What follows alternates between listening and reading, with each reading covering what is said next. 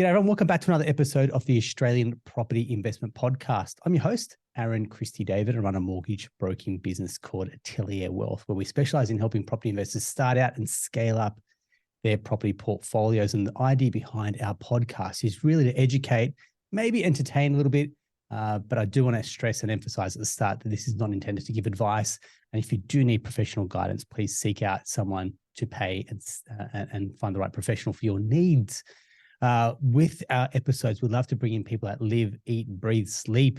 Their life revolves around property. And today's guest, their name, you will have heard it before. You have seen it synonymous with investing in property and amassing a large property portfolio, and someone who's helping other investors on their journey. Dilleen, welcome onto the show. How you doing? Really good, thank you. Thanks so much for having me here. Excited. No, mate. Thank you very much for being here. I know you're going to bring the energy and, of course, share your journey. And for those that maybe don't know Dilleen, he's someone at a very young age who has amassed a large portfolio. Now I'm talking, and I've pulled this online, Eddie, so you can update this if you like. So age 31, 78 investment properties, $45 million portfolio value, and $125,000 in rental income per month. Yeah, I've added a couple more since then, but yeah, pretty much it. Yeah, you're right. They are numbers that will blow most people's mind. And when you think about your story and where you've come from, and I have read your backstory, mate, something that's coming up from Housing Commission to now. So we're not talking about someone that had that leg up in life, for example. We're talking about starting out, I think you're working at McDonald's, right? So starting out, flipping burgers, the hardcore way to get your foot in the door. And then here we are at age 31, where most people may not dream to get to as well. And I think, and this is not to, please, this is not to belittle you, but you'd almost say, look, if you can do it, other people can do it as well, right? Yeah, for sure. Look, I definitely believe that anyone can do it if they put their mind to it. Like I'm just, I guess, going through a lot of hard times and issues, and I don't know, hard to say, harsh word, but say trauma as a child growing up in a real rough environment where, Housing Commission and just like that real rough area where there was just like, literally lived next door to like drug addicts and houses were getting burnt down. I grew up in Wilmot in Mount Druitt, which is back in the day was like even worse than it is now. Some people I personally use that as like a fire. Like I use that as motivation to be like, I got to get out of here and I got to get my kids out of here. Like we want to have kids in the future. I don't want to bring them up in this environment, and this kind of sucks right now, but like, what can I do about it? And, a lot of people don't, have that, like turn it into motivation and have that kind of drive to get out of there. But to me, I was like, it sucks right now, but what am I going to do about it?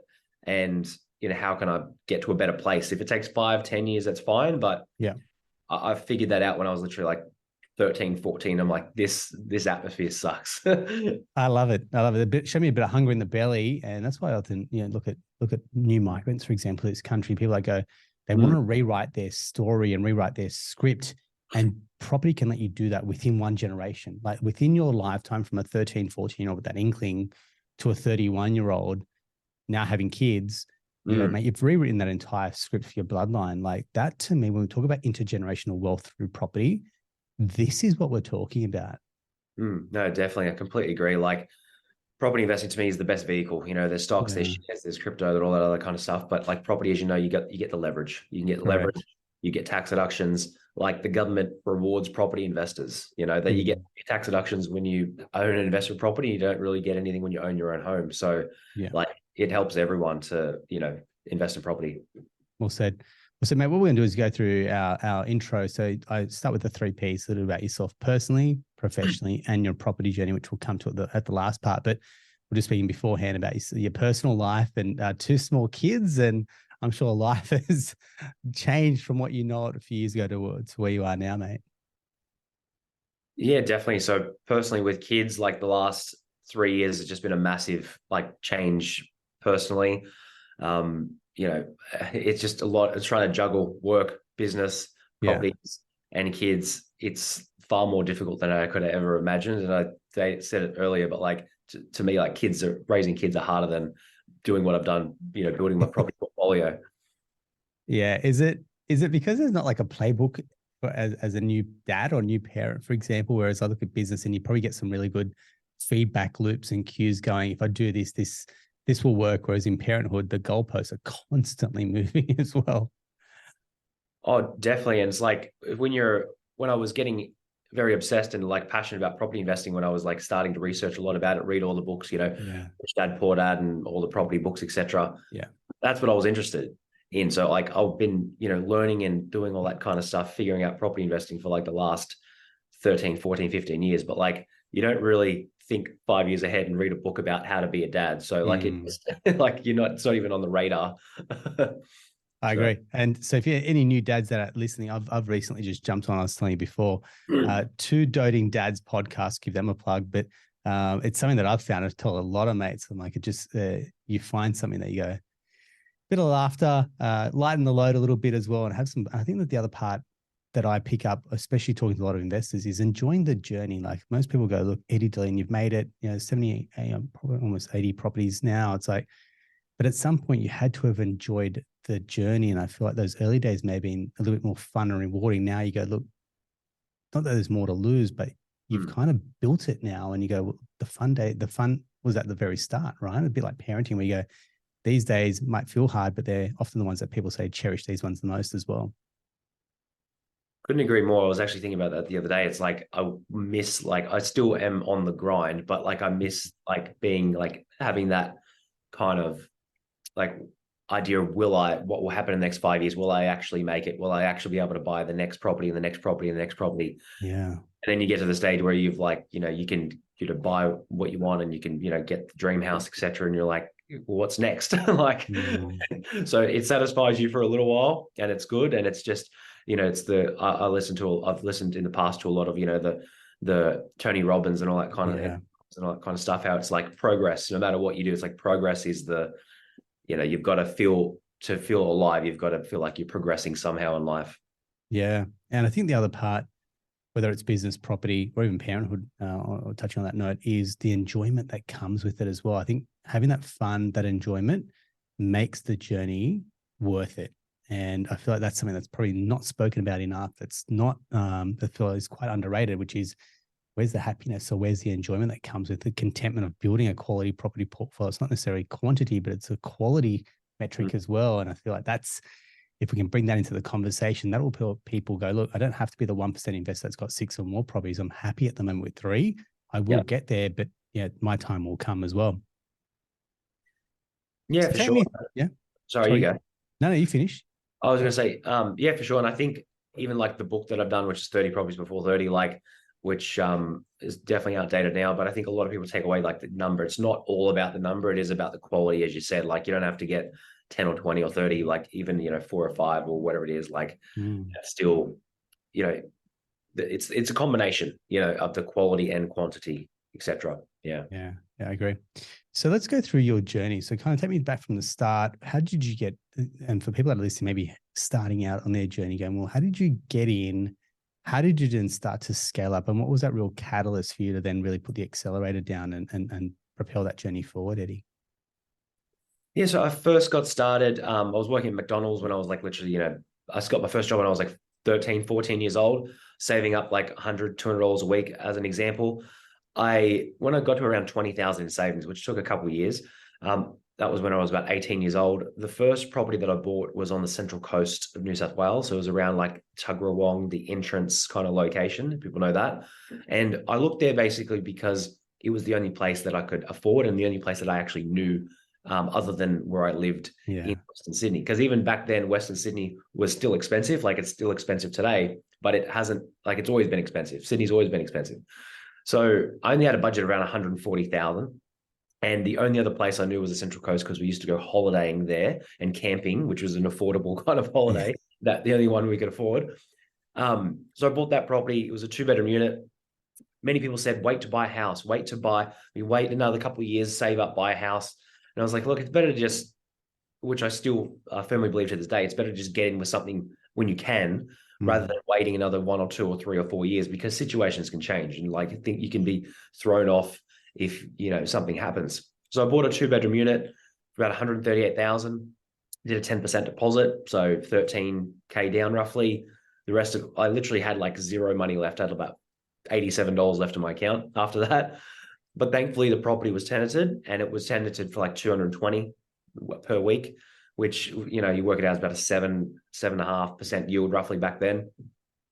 And that was the first one. Like I continued to go about my business, and, you know, was still working at McDonald's, and tried to, you know, be an 18-year-old teenager and all that kind of stuff, go out and party and have fun, but live very frugally as well.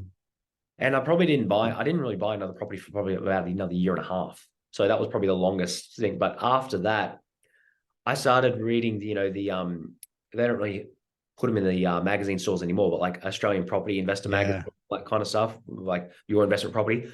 And I was like, some of these people are like 24, 25, and they've got like 4 or 5 properties. And I'm like, I'm 20. And I'm like, seems like they're doing really well. And then basically I was just like, okay, so you can have more than one. And then I was obviously reading, you know, more of the books like Rich Dad, Poor Dad. And I was like, you know what, let's see, I just want to keep this going, because I had the old school mentality at first, which a lot of people do, as I'm sure you have heard as well. Buy one property, just pay it off, and then buy another one. Where I did the numbers, I was like, it's going to take me X amount of years to pay this off. I'm going to be this age. And then I was like comparing it to like what's in these magazines. I'm like, well, this person, it might take me that long just to pay one off. And then I just obviously figured out the strategy and, you know, about how you can accumulate multiple. I bought the second one in Adelaide, because my dad, when mum and dad pretty much split up and got a divorce, like he moved to Adelaide, and that was another one that was an affordable area back then. And I bought a house over there, which was about 130,000, semi-detached house around like Salisbury, which everyone was like, do not buy there. It's a terrible area. You know, around like Elizabeth. I'm spewing. I wish I bought 1,000 there, because they've all tripled in value. Like, I'm just kicking myself. Everyone that was like, don't buy. I was going to buy more over there. I have bought about 8 or so in South Australia, which thankfully went up. But like, you just look back and you're like, all the naysayers that said, don't buy there, it's never going to grow, it's a terrible area, like, would have made so much more. But anyway, so that's the first 2. Excellent. And then I think you're saying, from what I'm hearing, is that you found that those first few are the hardest, and then after that you found, okay, look, there's some momentum here on your side as well. So then how does your team, you're a young guy, how do you build this team around you of professionals that are going, hey mate, here's the next step after you? Or is this kind of self-taught, and you're challenging people to go, I want to go again? Yeah, it was back then didn't really have the team at all, but I'd say it was trial and error a lot on my behalf. And a lot of the time I would I would go to like certain banks, like Commonwealth Bank, St. George, like you could meeting in the branch. Yeah. They were like, you can't service. Because back then I was probably only on like, you know, 50 grand, 55, 45 grand, whatever it is. Yeah.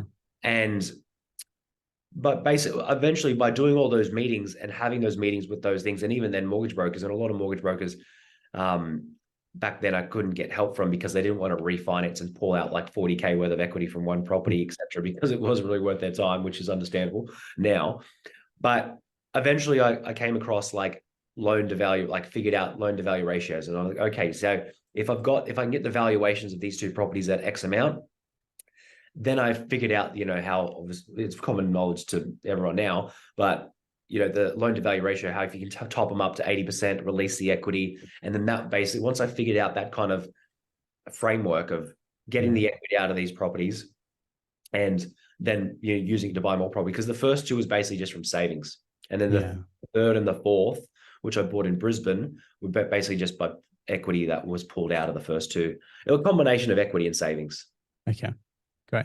And then having fast forwarded where your journey is to looking back then, a couple of things. One is, where would you do anything differently, or would you just go, look, there's a bit of blind, dumb luck, and I'm just going to buy and hope for the best? Or was there some type of methodology that you had in place? Like you're saying, I understand LVRs, but then buying the right property, buying the right location, knowing what those growth metrics were going to be. How did you go about educating yourself on those as well? I guess if I were to start again, do anything different for that question first, like I would definitely team up with anyone that is a mortgage broker that has a lot of property themselves, that has physically done it themselves. If they've got, you know, 5, 6, 7, 8, 10, then they're going to be able to point you in the right direction.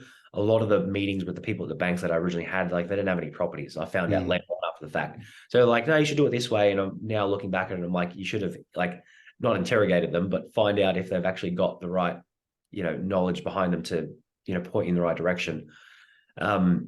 Because once I started like teaming up with, mortgage brokers and figuring out more about the finance aspect, like, I learned the differences between the bank valuations, of course, which I'm sure a lot of people would know, like the desktops, the drive-bys, the full vals, which one's going to be more conservative, which one's going to be more like, in your favor and lenient. So when I started doing a lot of that research and speaking literally with a lot of brokers, they had, 5 or 6 or 10 properties themselves, then I would figure out that, finance kind of, behind the scenes framework, where if I can buy a property, even if it's like 250,000 back then, and you can still pick up affordable properties like that, might be a unit or a townhouse in Perth now, but I can get like a desktop valuation and find out what the bank would literally value it at. Because at the end of the day, to me, by trying to scale that portfolio and use the equity from going from 1 or 2 to 5 or 6 or 10, it's really about what the bank will value it at. Not about what, you think it might be worth, or what about, real estate agent says they might sell it for. If the bank values it at the price, then it's, it's good enough for them. It's good enough for me. So if I buy a property at see a property that can potentially get down to like 250, and I can see a lot of other sales where it's higher, it might be an urgent sale, distress sale, bank repo, whatever it is, a time sensitive manner. And then I figured out that properties that are tenanted usually are harder to sell. And that's I don't believe it's as like talked about, as well known as a lot of people think, but people always talk about distress sales, bank repos, all that kind of stuff.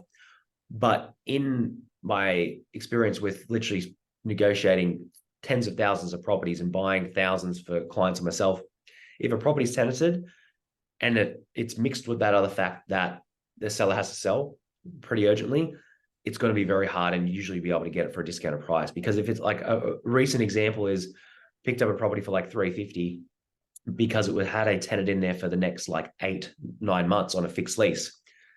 The seller of that needed to sell in the next month or two. It was like not negotiable. They were going through like a situation where they had to sell. They had a tenant in place for the next like 9 months, and they had like 2 other offers on the table for like 40, 50, 55,000 more, but they're all from people who wanted to move in and didn't want to wait 9 months. Yeah. Okay. So it's like when I meet like those special situations mixed with, working with a broker that could like be like, yep, this just valued up at, let's say 350 and you pick it up for 250. So 100 grand on the way into it, or like 30-40% without even waiting for the market to grow.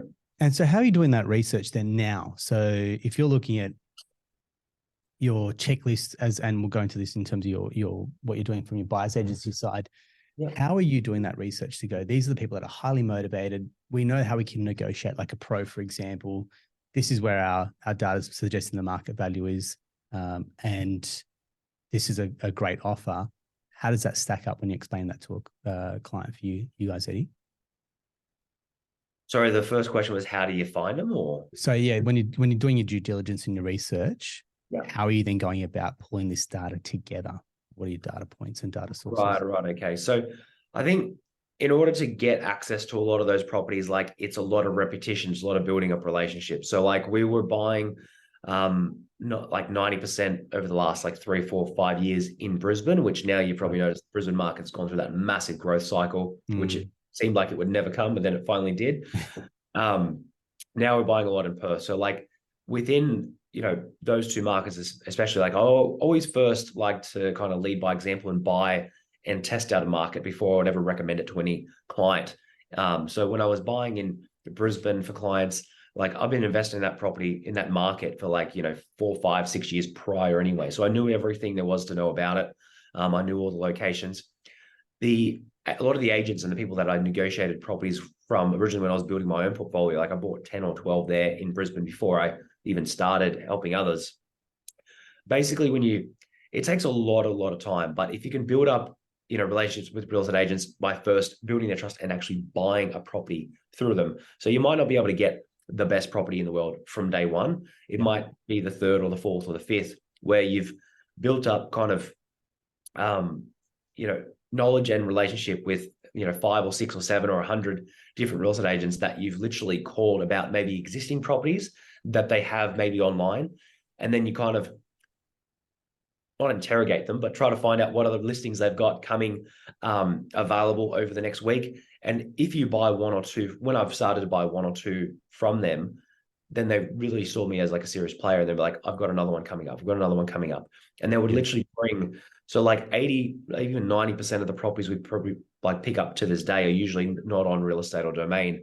But the first one or two, like, you know, transactions, or even the first 1 or 2 years of doing that, you've got to literally be like everyone else and just literally, you know, call every single listing that's online and try to get the background information of, you know, is this property tenanted? Are they motivated? And if an agent says, look, they're not like, they want to get the highest price, they don't have a particular time frame in selling, well, then they're not going to be motivated enough to really do that deal. Whereas if like out of, let's say you call 20 or 30, which is a lot of work, of course, but you call 20 or 30, and then maybe 1 or 2 of them are like, they need to sell literally within the next 45 days because of XYZ reason, then you know you've got a situation there that may play in your favor. And they don't have the time to wait for the tenant moves out, you know, do a paint job, do the professional marketing, make it really present really well, they would literally get a higher price. So it's repetition, and you've got to literally, you know, do the hard yards and contact 20, 30, 40 agents just to hopefully get 1 or 2 opportunities that make nice. I appreciate that. And I guess that's when we talk to buyers agents, really that secret sauce comes down to not only a trained eye for the type of property, but then the art of the negotiation as well, which is when people, and you probably see this time and time again, Eddie, when people try to take it on themselves, and like you're coming up against real estate agents who are trained negotiators. And if you can't fight fire with fire, then I guess you're on the back foot a little bit as well. Whereas you're doing this daily, you've got those relationships built as well. They know your name. So you're dealing like a wholesaler versus a consumer or a DIY investors, maybe more retail, really, isn't it? Definitely. And it's like, even a lot of people don't understand, you know, the back end of how a real estate agent will actually put a property online. Like they'll put a property online for 500,000 asking price. Like, where does that number come from? They could pick it out literally out of the air. They could put it on for, it could be worth even more than 500,000, and it could be listed at 500,000. Like I've seen agents like literally pick up their phone and like change a price, you know, instantly.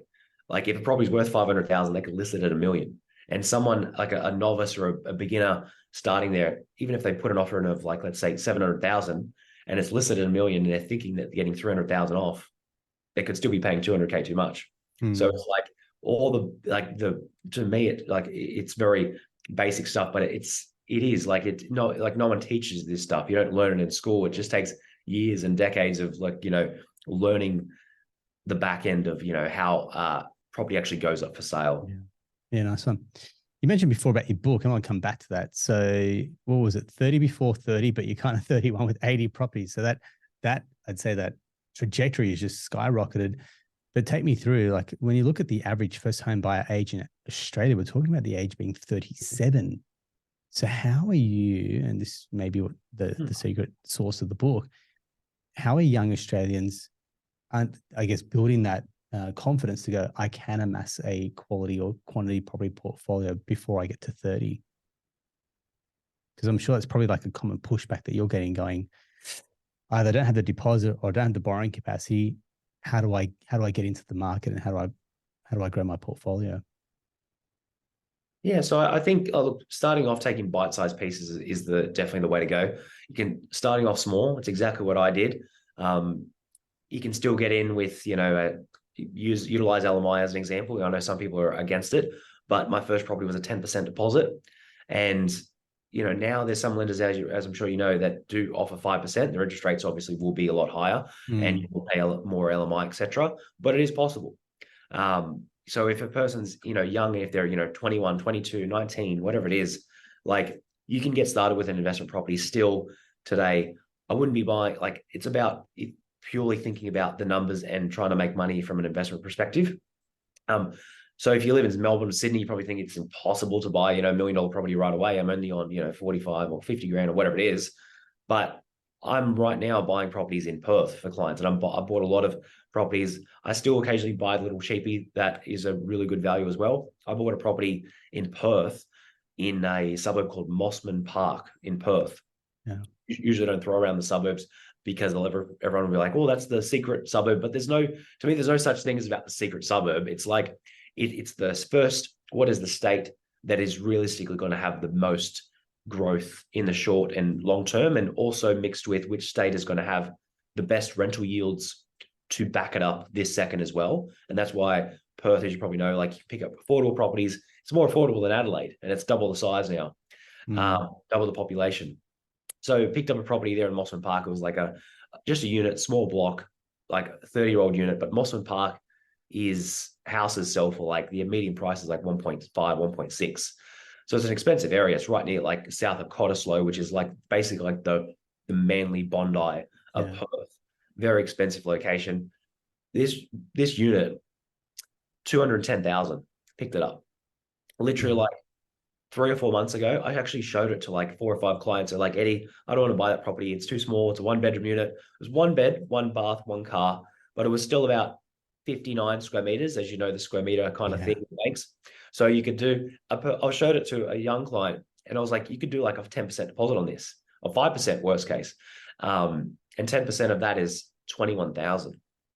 So similar thing, if someone was literally starting off how I did, working at Macca's, I saved up $200 a week, 2 years, had 20K. That's a 10% deposit on a property today in 2023. And that property actually got rented out for 400 a week. Nice. So massive yield, like 9% yield, and it was 210K, and just a really good kind of buy. There you go. And I guess that's a great example. And the first thing people will hear is, don't buy apartments, buy land, for example. Whereas you're a little bit more agnostic. You go, look, I don't really care if it's an apartment, townhouse, villa, freestanding home. If the numbers make sense, we're going to execute, for example. So take me through. Are you buying location? You don't worry about the property type. We're buying on the best streets. How does that then drill down to your numbers where you said, hey, that makes sense, that particular acquisition, whereas other properties we're going to say no to?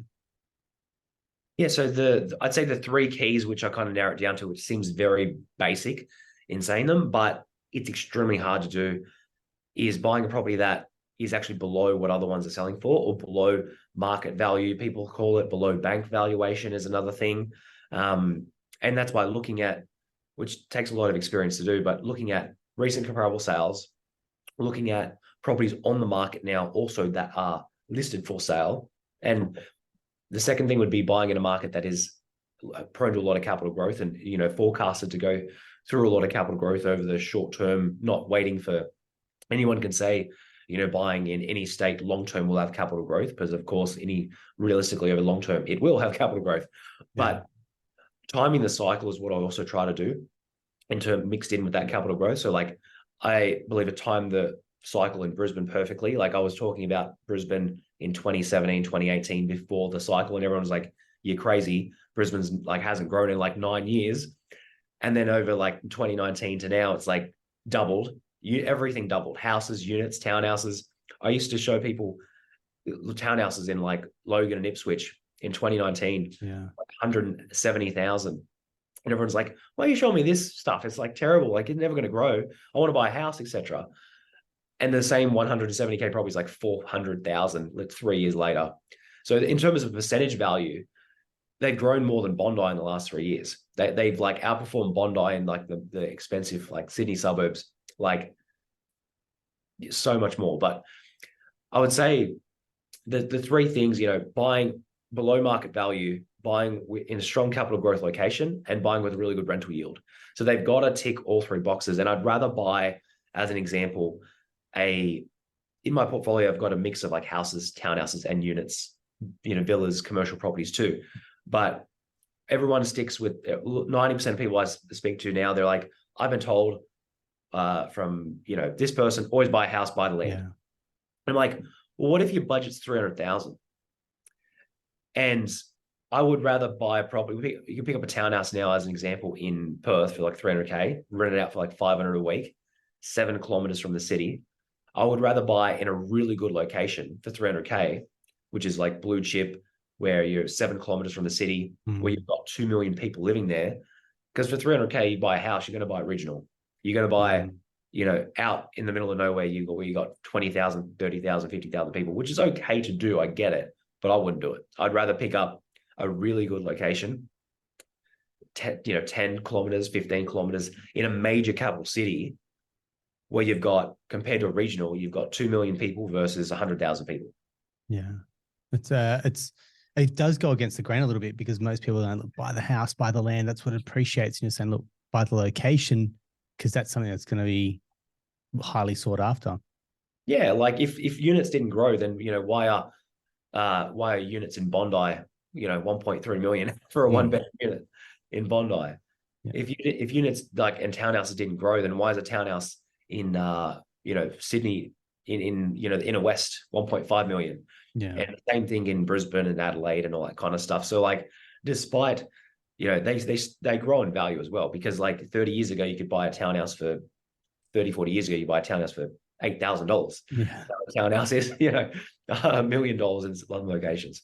So they obviously still grow. And ironically, I tell this story a lot.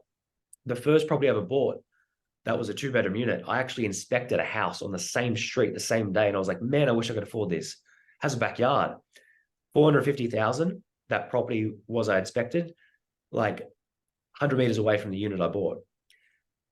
Fast forward 13, 14 years, the houses are now selling for like 950, 900, between 900 to $1 million, which in a percentage value, as you could probably figure out, 450 to 900, 950. Doubled. They've doubled. Some of them might be $1 million, but say 110%, 120%. The unit I bought for 138, I've got valued at 450. So the percentage value is just like, you would never expect it. The percentage value, the unit I got valued at 450 at the same time where the houses are, and that's where I was like, it's not just the land, it's not just the house. Sometimes it comes down to affordability. In some location, people can't afford $1 million, but they can afford 450. So like the unit technically went up in a percentage value, 250% roughly. Yeah. But the house went up like 120%. So it's actually outperformed it in terms of percentage growth, which I've seen time and time again. So that's where I learned, like in some locations, it obviously doesn't happen everywhere, but in some locations you can have units and townhouses in affordable locations grow, if not more than houses sometimes. Yeah. Thanks for sharing it. I really appreciate that. If you go back, and I think you bought that first property around 2008. So we're talking around GFC time, for example, and people go, look, not the best time. So you got all these naysayers going, not the right time.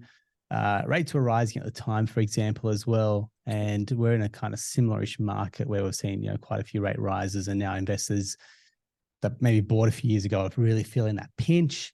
What are your conversations at the moment around for newer investors going, look, I think rates are high. We're not sure where the market's going. Is there some volatility? Should I sit and wait? And then you got other investors who are feeling the squeeze. What type of conversations are you having to those investors at the moment, Eddie? Well, I'd say in terms of interest rates, I would say, look, in terms of the 3 keys, which is under market value, growth, and yield, like the yield's a big part of it. If you can still pick up a property that has like an 8% yield and the interest rate 6.8% or 6.5%, whatever it may be, then you still have a decent buffer. Like it might not be positive cash flow or positively geared, but it would still be relatively neutral after cash rates, water rates, management fees. And if interest rates, I think you probably heard it even before I did, but they're predicting them to come down next year. Hopefully they do. Yeah. But looking back on the research over the last 20, 30 years, usually after they've raised them multiple times, usually 18, 24 months, they start to trickle down a little bit at least. So to me, it's about, if you can invest in the hard times, then when it does get a little bit easier, the cash flow is going to be a lot more, in your favor and better. And of course, with buying, the other strategy, which is, part of it, which is buying under what other ones are selling for. Like if, people are a bit hesitant of the market, if you can pick up a property for, let's say, 450,000, maybe it's obviously not in Sydney or Melbourne, but if you can buy it in Brisbane or, Adelaide or Perth in an affordable market, but if you pick it up for 450 when you see other ones selling for 500, 520, well, then worst case, even if the market did come back by 5 or 10%, you bought at 450, it was really worth 520. So you're still technically ahead. So you're not just, this strategy isn't about just trying to leapfrog and get to the next one. It's actually part, to protect yourself in case of it further interest rate rises, and in case of the market did come back 10%, you'd still be okay not in a negative equity position. And yeah, so there's always, like, if you stick to those three keys, like, they can spin off 1,000 different, ways of how it kind of protects you, and how it also, and of course, buying existing. Like, to me, I've always would only buy existing properties. Not a fan of, flogging people properties off the plan or anything like that, which are overpriced. So yeah, thanks very much. And I guess for you, two small kids, large portfolio. What's the game here, Eddie? Like, what's the strategy? What's the long game look like for yourself as well? I guess it changes every 1 to 2 years. Like, when I've started realizing that, like, no matter what goal you set, once you hit it, it'll satisfy you for a little while, a month or 2 months, or maybe even a day or two. Then you'll set another goal. So then I realize there's, like, and some people are like, oh, you build a portfolio because then you're going to retire. Then you just retire, lay on the beach. And coming from, I never believed when I've heard people say, well, you don't want, like, you're not going to want to retire, or you're not going to want to, like, you always need something to do. So it's a constant need for that progression, to feel like you're accomplishing something. But I guess property investing does give you those options. If you don't want to work 6 days a week, maybe you just work 3 days a week or 2 days a week. But to me, I'm going to always continually try to build my portfolio. I'm passionate about that, and always, continually try to, help others with building their portfolio and pass on the knowledge that I've learned, as much as possible. And, just really try to enjoy life along the way with the kids and the family and everything like that, and try to be healthy as well. Good on you. I love that, man. And that's a really nice way to kind of wrap up, which is the happiness, the enjoyment, the contentment, and also the family. I guess and last year, I say it a lot, health doesn't matter how many properties you have, your health is going to become number one. And then the enjoyment of the people that you're sharing it with is then number two. So you can have all the property in the world, but I've seen some fairly miserable investors, and I see some really confident, some really happy property investors. And I think that's where they're getting their sense of enjoyment from, is they've enjoyed the journey. They're loving the people that they're sharing the journey with as well. And then also being able to share your knowledge, insights with that next generation of investors becomes super important for paying it forward as well. So I want to say thank you very much for your time and your energy, Eddie. I really appreciate it. If you do want to reach out to the team at Dilleen, we'll include their details to get in touch. You can do your research. Like I say, with all buyers agents, we kind of bring them in so we can have a chat to them, get to understand their philosophy, and see who you connect with. So we take that kind of heavy lifting of research off your back. And that's what we love to do here at the Australian Property Investment Podcast. So Eddie, I want to say thank you very much. Great to have you on. And I look forward to seeing your journey in that next chapter unfold, buddy. Thanks. Thank you so much. Great to be here. Thank you so much again. I look forward to seeing you next time. Good on you. Thanks very much. That's a wrap for another episode of the Australian Property Investment Podcast. If you found it helpful, please leave us a review. Even better, if you want to drop us some questions that you'd love to have answered in future episodes. And until next time, take care. Thanks.